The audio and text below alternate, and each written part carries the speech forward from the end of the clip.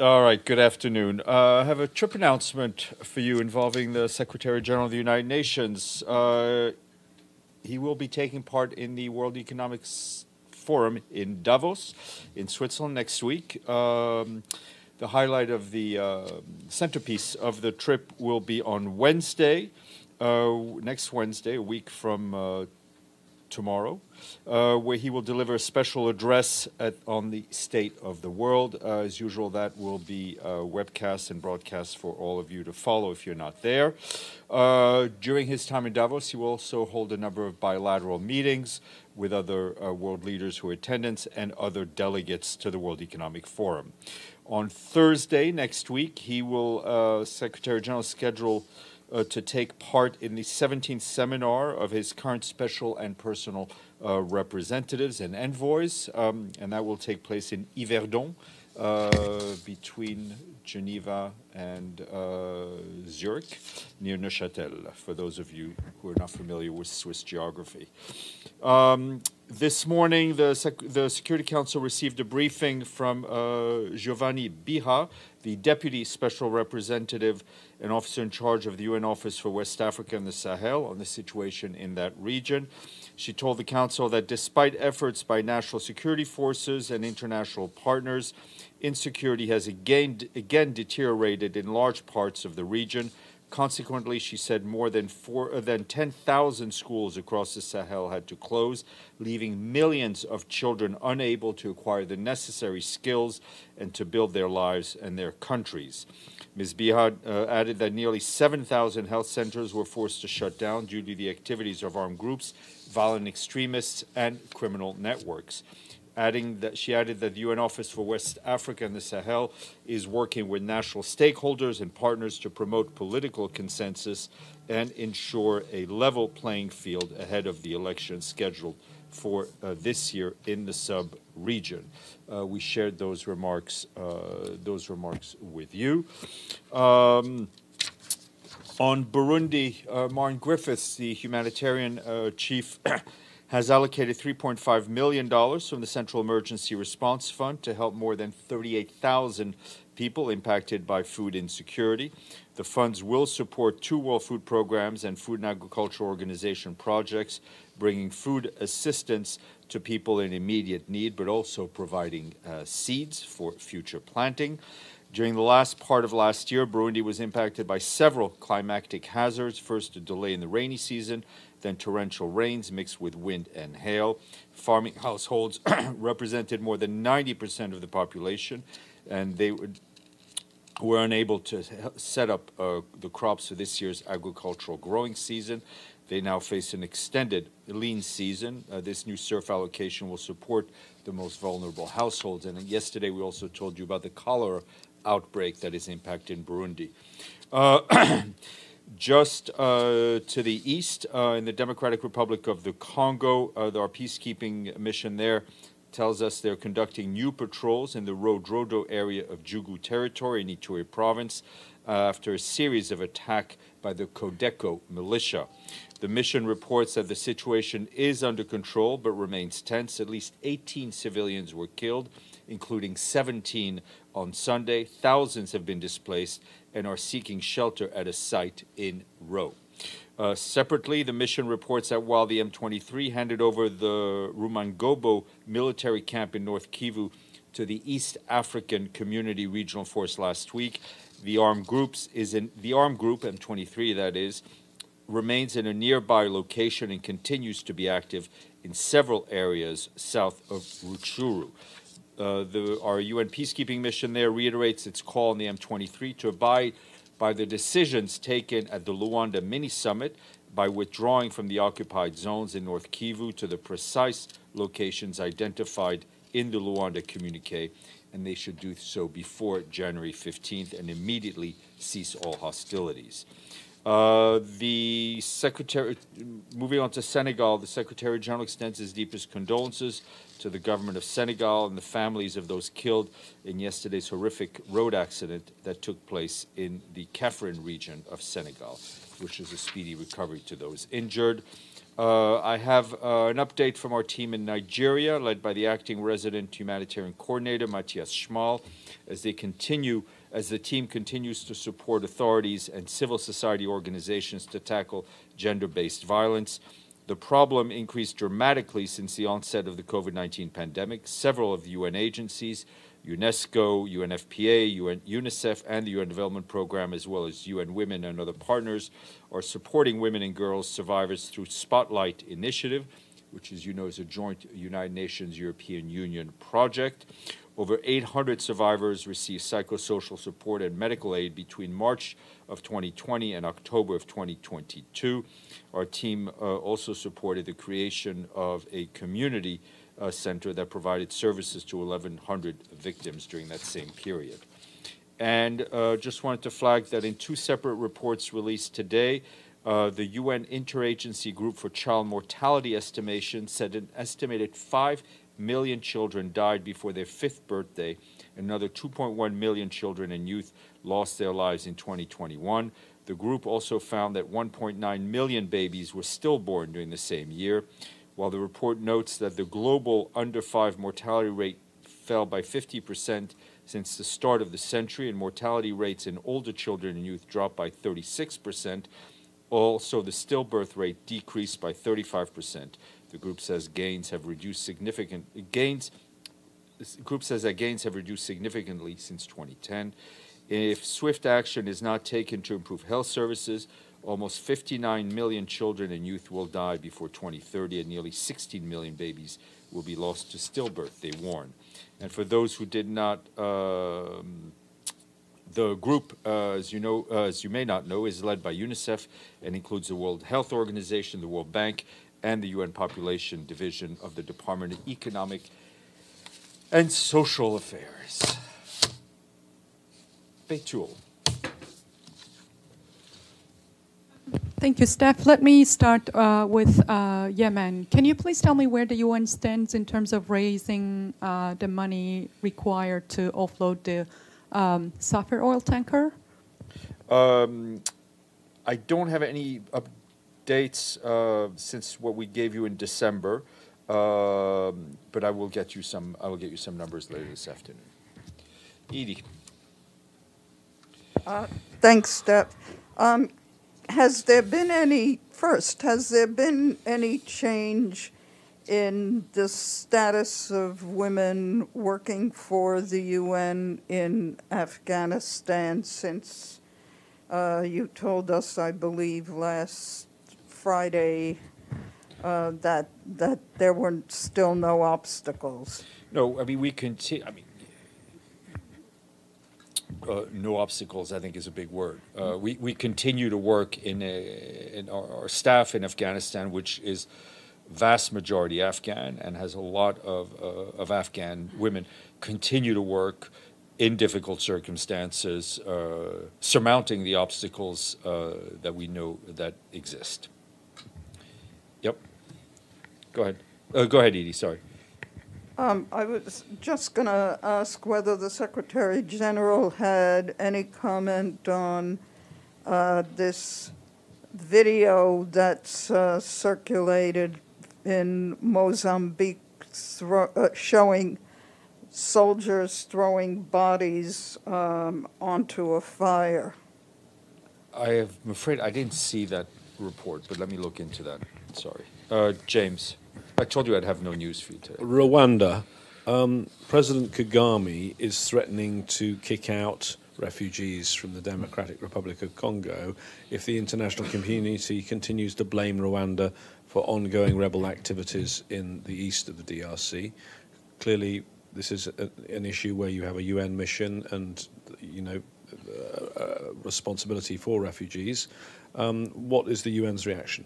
Well, it's not the fact that we have a UN mission. It's the fact that every member state has a responsibility to uphold international refugee law, to never force people back who are fleeing violence, and to ensure that they are given protection and given safety, and that applies to every member state. What about the reason that he's saying it, his complaint that they're being blamed unfairly? Does the Secretary-General share that assessment? Look, the situation in the eastern DRC is extremely challenging, as I've just read out. The M23 group, as far as we know, continues to operate. There are other groups.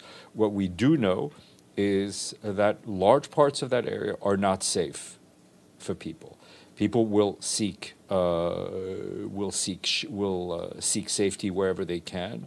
It is incumbent on the authorities in the DRC, on the regional countries, including all of the DRC's neighbors, to work together to ensure that people in the DRC are safe and secure in their homes. I'll ask the question another way. Does the Secretary-General believe M23 is being supported by Rwanda? I think I've answered as much as I can. Yes, sir, and then we'll go. Hi, Majid. Hi, Stefan. Thank you. I have two questions related to Syria. The first one is the Spanish government today announced that they started the process of repatriating and sending, having the families of ISIS fighters that are stuck in the Syrian refugee camps. They began that process after 4 years. It's one of the first European countries who do so. What is the Secretary General's If that's in fact the reaction to case, it's something to be welcomed. We have called on the international community, especially those Western countries that have citizens, especially when those citizens are women and children, to do whatever they can to repatriate them. The conditions in the camps, Noli al-Hol, are almost inhuman and are extremely, extremely challenging. And every country has a responsibility towards its own citizens. And my second question, since the vote yesterday, how is the process of the cross-border? Unchanged. I mean, we're do you have continuing any with the updates? mandate. When we have shipments, we will update you. But the point is that we're able to continue the day after. Yes, please. Thank you. I have a question about China. China announced today travel restrictions on passengers from Japan and South Korea in retaliation for restrictions on Chinese travellers due to a surge in COVID cases in China and the lack of transparency and information coming from the Chinese authorities on the outbreak. Does the Secretary-General have a comment on the retaliatory measures taken by China? Well, what we have always believed is that member states should follow WHO guidelines.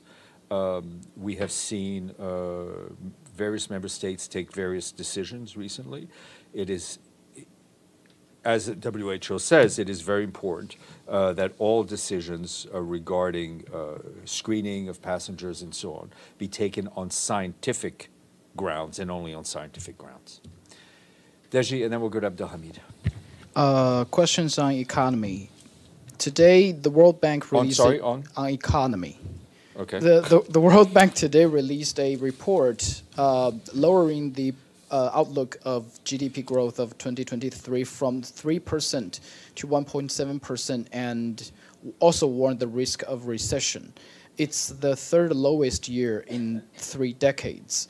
Since the Secretary General is going to participate in Davos next week, what message is he going to deliver there concerning the risk or the concerning of a recession?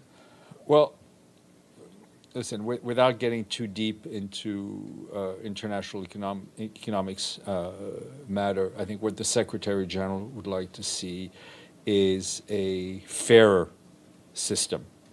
And one of the things he's been advocating strongly is on a fair system when it comes to international financial institutions, especially on the issue of special drawing rights, which certain member states have more access to than others when it comes to dealing with economic crises.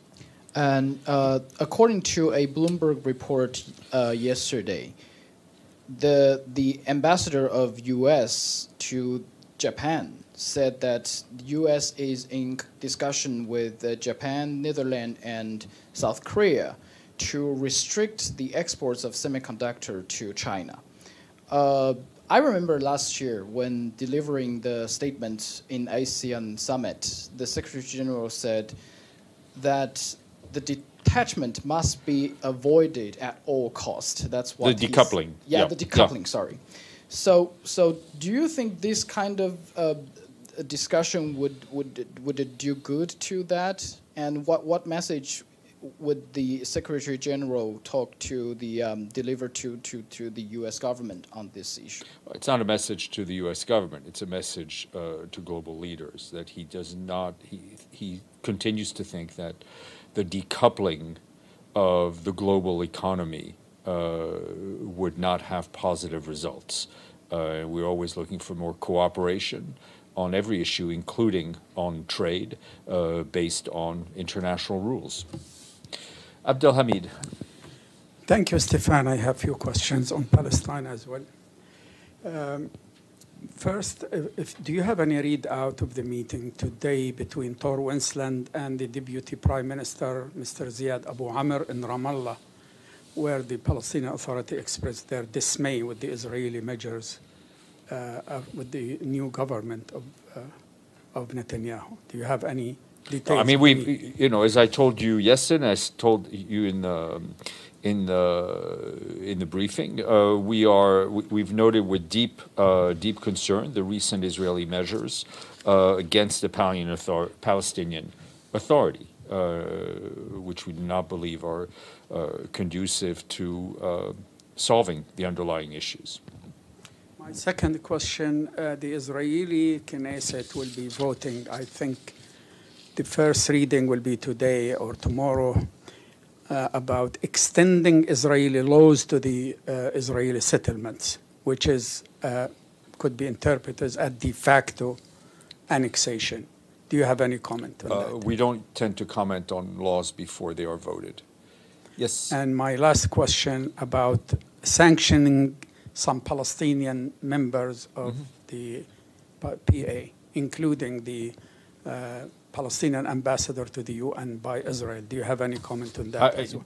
Again, I'd refer you to what I've just said, that our deep concern of the recent measures taken by the Israeli Authority against the Israeli government against the Palestinian Authority. We believe that all diplomats who have business to do, notably with UN entities or attend meetings, should be able to do so freely, and that goes for across the board. Monsieur. Merci Steve. Abdallah Imasi from Al Arabi TV. Happy New Year, joyeux anniversaire. Anniversaire, oui, c'est pas mon anniversaire. Oh. Sorry. Bonne année. Yeah, well, merci. As guys on in Tamazight language. I have actually one question. Great news that said that ozone layer recovery is on track due to success of Montreal Protocol based. Sorry, I didn't. The ozone yes. layer. Yeah. Based on a UN report. Any comment on that great news? Yes, I mean, I think we touched upon this yesterday, but I think the underlying importance is that it shows that when member states get together, when the international community gets together, as they did in approving the Montreal Protocol in 1989, it can have real positive impact. And that should be an example as countries continue to discuss under the aegis of the UNFCCC how we fight climate change, how we mitigate climate change, how we deal with climate change. That progress is possible if we found unity in purpose and unity in action. Stefano. Thank you, Stefan. Iran, how many people has to die, hanged or killed by the state before the UN is going to call the responsibility to protect for their own government? Stefano, I think we have spoken out extremely clearly following the death of people who were demonstrating peacefully. Spoken out extremely clearly, as I did yesterday, when the death penalty is used. The issue of the responsibility to protect is an issue for member states to take up. I think we have been very clear and consistent in our words and in our actions. Ibtisam, and then Linda, and then we'll go to round two. Thank you, Steph.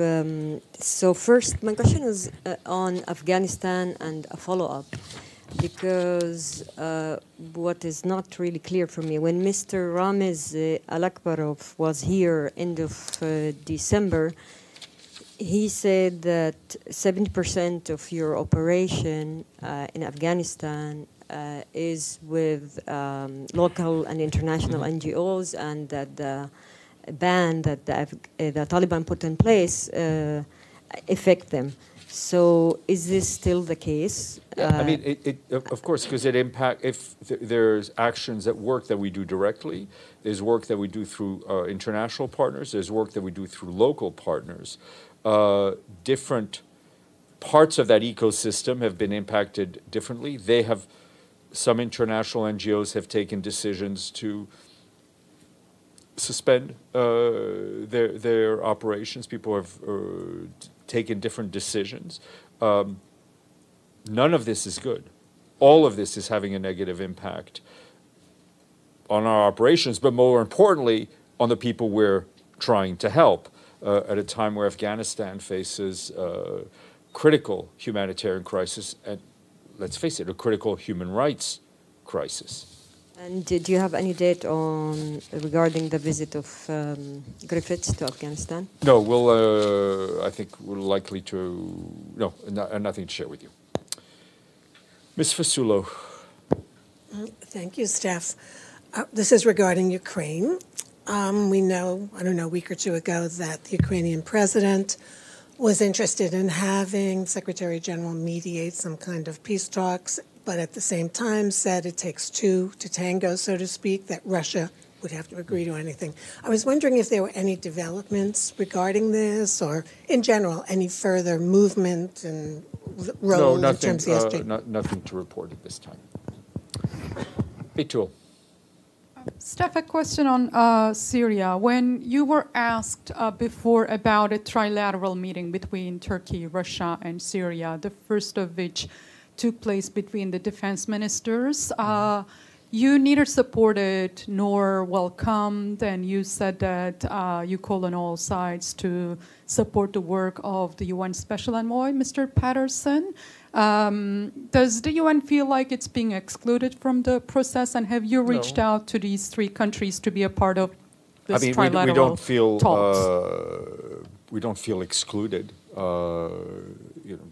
Member states and regional and neighbors and regional partners meet all the time. We don't. Nobody's taking this personally. We do not feel excluded. We remain in touch constantly through Mr. Pedersen's office with all the parties involved. You could have a question. Yeah. If Sam's going to have the last question, and then I see Paulina really dying to brief. So. I have a question, Stefan, please. Yes, Oscar, we'll go to you before I leave. Okay, so just quick follow-up on your statement yesterday on the cross-border Syria resolution. I also noted that you actually didn't welcome the adoption. You talked about taking note of the adoption. Does that just a language or? Well, I mean, we had a Q&A about this yesterday as well. I'm happy to repeat it, but I'd rather refer you, since I didn't misspeak the first time. When I answer the same question a second time, the chances of me misspeaking are higher. So just refer to the transcript. Please go ahead. Sorry. The point that I made yesterday, and that is important, is that it is always more preferable for us to have longer term renewals as it helps in any situation, as it helps with planning as well as the cost. Yep. Can I ask, how will the Secretary General be travelling to Davos, and will he at any point address the accusations of hypocrisy levelled against world leaders for travelling there, either on private jets or even commercial airliners in the middle of a climate crisis? The Secretary General, except in very rare exceptions, always travels commercial. I can tell you that his delegations are extremely small. I mean, basically it's him and 2 people and whatever security is traveling with us. He is extremely cognizant of the fight against climate change, and the delegation of 4 or 5 will not be traveling in a private plane that is built for 100. So I'll leave it at that. Speaking of private planes, Paulina. Stefan. Oh, sorry, Oscar. Yes, Oscar. Sorry, please, go ahead. No, that's okay, Stefan. First of all, I want to say a Happy New Year to everyone there and to you and the rest of the staff at the UN. And my question is in regards to the situation in Haiti. Do you have any reaction with the attempt of assassination of the president of the Senate yesterday? And also, what is the Secretary General reaction with this beginning of the year, with a lot of crisis situations, all situations in Haiti, with problems that is still like never solved? And it seems like Haiti is like not an existing country with no president, no any government. And if the UN would be part on this meeting of the 3 amigos where the Canada and the United States and Mexico are about to have a meeting and summit to create a security force and to bring it over to Haiti to have some control in the country. While we are friends with all 3 of them, we are not part of the 3 Amigos summit. On Haiti, I mean, I think we have been extremely clear in in terms of what the international community needs to do to help Haiti. The mission on the ground continues to work with the national government, Haitian stakeholders, to assist them in their efforts to lead the country on the path to elections and the restoration of state institutions. It is true that as with each passing week, it seems that there are fewer and fewer working state institutions.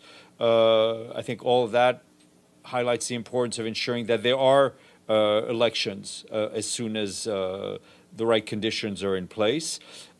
Meaningful and inclusive consensus among national stakeholders is essential to charting the path forward, a more stable and sustainable future for all Haitians. Voila. Thank you, Stefan. Paulina, I'm going to run before somebody else raises a hand. You know me.